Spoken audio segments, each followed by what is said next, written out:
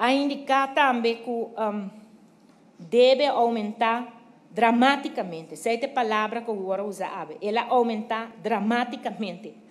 Meu irmão, senhor presidente, mas mostra, toch? Mas mostra com ela receita 2,2 bilhões florim. Então, senhor presidente, é drama que está para de jeta 20 milhões florim em 2019, senhor presidente, que é débito subir com 20 milhões. Então, depois 1,3 bilhão, 1.300 milhões florim, para nós meter a escapa país aruba. Senhor presidente, tem esquina aí. Senhor Eyman abim papia junto comigo, o ministro Glambert Cruz.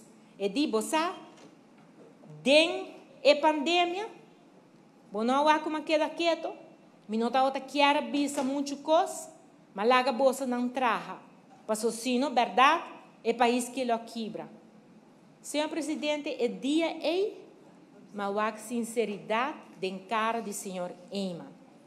A tua pessoa me está a doer, você me está bisa, é por, e tinha sinceridade, para sobra, é também, senhor presidente, e saco mestre atrás e deve aqui de 1.300 milhões florim, sino aue, Aruba não está tem comércio, sino aue, estava tem 37 mil gente, cujo saco não destino está tapa, só não está tem placa, senhor presidente, pensei aue, senhor presidente, ora me atende gente não está assim mofa.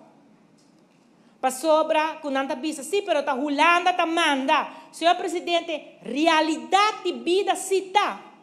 Quando no momento não é, Aruba não por a placa, presta outro caminho.